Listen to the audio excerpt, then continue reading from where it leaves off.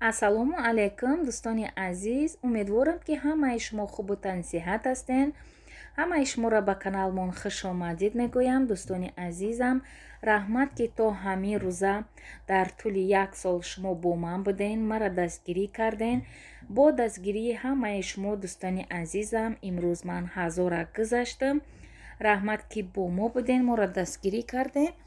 аллоҳи меҳрубон ҳамаи шуморо дастгирӣ кунад. дӯстони азизам, ман хостам дар ҳамин видео ба чанд саволҳое ки дар ман нависта буданд комментарияҳода хостам як видео кунам, саволошонда ҷавоб гардонам. Якум саволе ки ба ман омад инчунин аст: барои чӣ худтона нишон наметиҳед? Рости гап, ман дар фикри ҳоли худман нишон додан нестам. дӯстони азиз, хеле гирем агар шавҳари ман зид нестанд ки ман худман нишон тиҳам. хай меган ҳамаи чӣ вақту соат дора. иншаллоҳ вақту соаташ ки омад, ман худман нишон метиҳам. дӯстони азиз, мегзарем ба саволи дуюм. аз нигоҳи шумо зиндагӣ дар Россия хуб аст ё дар Тоҷикистон? Рости гап, зиндагӣ дар Тоҷикистон беҳтарини беҳтаринай, барое ки хоки ватанмонай, ҷое ки мисол хунмон рехтагиай, ҳамун Тоҷикистонай. Тоҷикистон беҳтарин буд, беҳтарин мемонад. Хеле бигирем агар хай шароит дар Тоҷикистон беҳад вазбинай, ай хурдан зиёдтӣ намекуна, пули коркардагит ина масалан дур намерем. очаҷони худам, очаи ман дар як моҳ 500 сомонда дар магазини гулфурӯшӣ кор мекунад. Як моҳ ай соати 8 то соати 6 бегоҳ. Анае ки мисол 500 сомон хай бигирем 4000 рубл гӯем акун. 4000 рубл, 4000 рубла даи Россия мисол 2 рӯзда кор мекунен. Кадомаш хубай? Хай ҳамаи одам мисол ҳамин Россияро ба фикрам интихоб мекунад. Барое ки як моҳ азоб мекашӣ, дар оҷа кор мекунӣ, 500 сомон мегирӣ. Хай ина ман дур нарафтам, очама мисол овардам. дӯстони азиз, хай ҳозирашда зиндагии мо дар ҳамин Россия хуб аст. Мегзарем ба саволи сеюм. дӯстони азиз, барои онҳое ки мехоҳанд канал кушоянд, аммо ҳеҷ чизро намедонанд, чӣ тавсия медиҳед? Рости гап, нотарсида ҳамин касе ки канал кушоданиай, нотарсида каналтона кушоен. хай ҳамаи чизҳози дар ютуб ҳастай. Масалан, мезани ягон чизи пухтупаз, мисол мезани ҳаваи чизо ҳама меброя. мисол ягон чиро нафаҳмидем, метавонен аз ҳамин худи ютуб биковен ба ҳамун чизе ки нафаҳмиден. ҳамаи чӣ дар ҳамуҷа савол ҷавобош қатъӣ, то ҳатто нишон додагианд ки чӣ хел мисол канала пеш барӣ. ман ҳамаи шумо дар гуфтаниям ки мақсад нотарсида каналҳои худтона кушодан гирен. дӯстони азиз, оё боре аз ютуб канал дориатон пушаймон шиден? Не, ман аз кушодагии канали худам беҳад хурсанд шидам. дӯстони азизам, барое ки ман аз ҳамин ютуб канал хела дугона ёфтам. хела духтаро қатъи мо мисол дар телефонҳо чақ мекунем, беҳтарин инсоноҳанд. рости гап, дар ҳамин Россияи ғарибӣ мисол одам зиқ мешавад, бо дар телефон мо қатъи дугонаҳо чақ мекунем, зиқиҳомонам мебурорем. ман бениҳоят хурсандам ки ҳамин ютуб канали худро кушодаму ӯ қад дӯстои наздик ба худ ёфтам. дар комментарияи баъд худро чӣ гуна тасаввур мекунед? Рости гап, ягон хел тасаввур намекунам, барое ки ягон бор мара ягон кас комментарияи безеб нанавистай. шукронаи Аллоҳ, навистанам ки ман ягон мисол комментарияҳои бада аҳамият наметиҳем, барое ки вақте ки одам ки канал кушод, чанқа ки мисол пеш рафтан гирифт, ҳамин қад душманам пайдо мекунад. ин дар ҳамаи ҷо ҳастай. хай одамое ки ҳастанд дизлайк мемонанд. ман ҳаваёдам мехоҳам ки каналҳои ҳавай дизлайкмонам пеш барава. хеле бигирем агар рости гап, ман ягон бор комментарияи бад хондагӣ нестам. дӯстони азиз, ва ба фикрам ки намебинумам. ана мегзарем ба саволи дигарӣ. Ҳар як кор анҷомӣ дорад.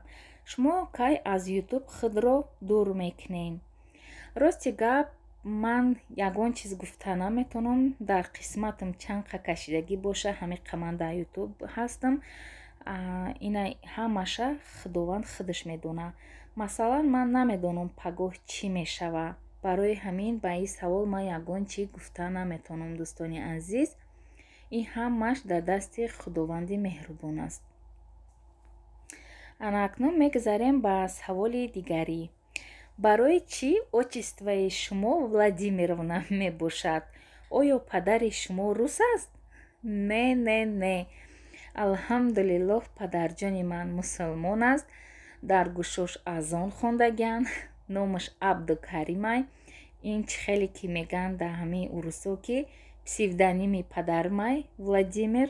Барои ҳамин рости гап, падари ман ки дар Қазоқистон таваллуд шидагиай, барои ҳамин мактаби рус хондагӣ, садики рус рафтагӣ, ҳамин хел падари мара Владимир ном кардагиан. Баъд вақти паспорт гирида, метриска шонда, шаҳодатнома шонда Абдукарим нависондагиай. Ана вақти паспорт гирида Владимир нависондагиан.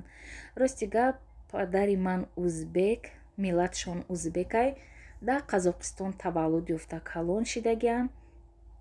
Алҳамдулиллоҳ, мусулмонам. Модари ман тоҷик. Ана падари ман хоҳарошонам то ҳатто ҳамашон номи урусӣ доранд.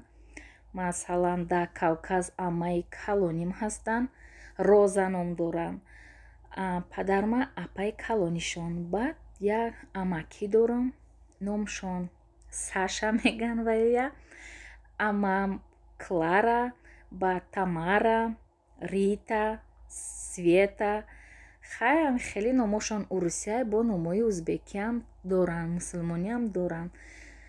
Ҳама хеле номошон дар паспортошонам уже урусӣ омадагиҳай. Вақте ки ман мисоли аэропортҳо дар масалан паспортома метиҳам, вақте ки ман Тоҷикистон мерам ё ай Тоҷикистон меом, ҳамаи одамо меган ки мисол Тоҷикистон да падарат урусай? Ман мегуфтам ҳо урусай.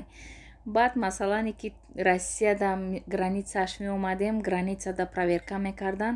А што папа русский? Мегуфтан. Да, папа русский мегуфтам. ҳиччим проверкам намекардам, хе паспортома да дастам медодам, мегузаштам, мерафтам. баъзан вақт хурсанд мешавам ки ҳамин отчествои ман Владимировна ҳай. Ҳеҷ гап не.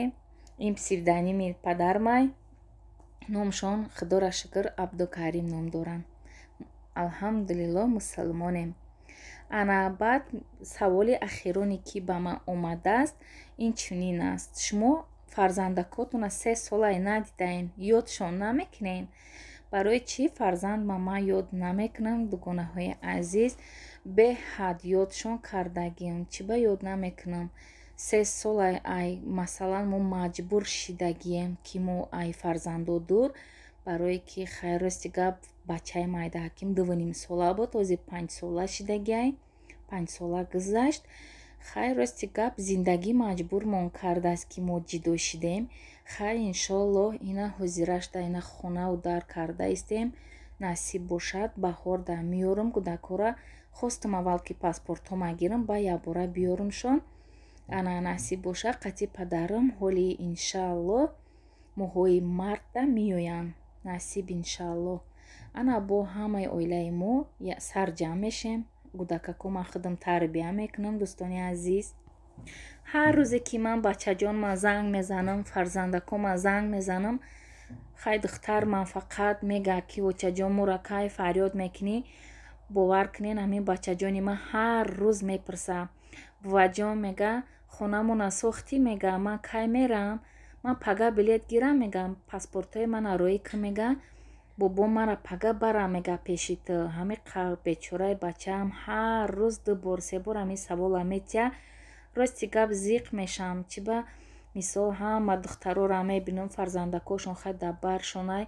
рости гап зиқ мешавам, мегӯям кай ман ҳамин рӯзора медида бошам. хай дар насибам ҳамин хе будай, дӯстони азиз. мо ҳамин хе хай ай фарзандо дур. хай ҳеҷ гап нест, ай қаиш намондааст. Иншааллоҳ фарзандакомам меоянд дар пешам. худо хоҳад бо якҷоя қати фарзандакум ман шумо дар влог мекунам мепартом. ҳоли иншааллоҳ моҳҳои марта мебиёям фарзандом қати падарам. ман ҳозир документома якҷо ҳамаро биспорам, паспортора бигирам. ба насиб боша фарзандакои ман дар бари ман мешаванд иншааллоҳ. ана ин буд саволҳое ки ба ман омадааст. дӯстони азизам, хай кӯшиш кардам саволтонро ҷавоб гардондам. дӯстони азиз, ман дар як саволи омадагие ки дар бораи ошиқитон, мақсад ки шумо айкони будом шавҳартон айвахш чӣ хел шумо меган шинос шидагиен. хай насиб боша бо видеои ояндада бо ира нақл мекунем. хайр то видеоҳои оянда. дӯстони азиз, аллоҳ нигаҳбон.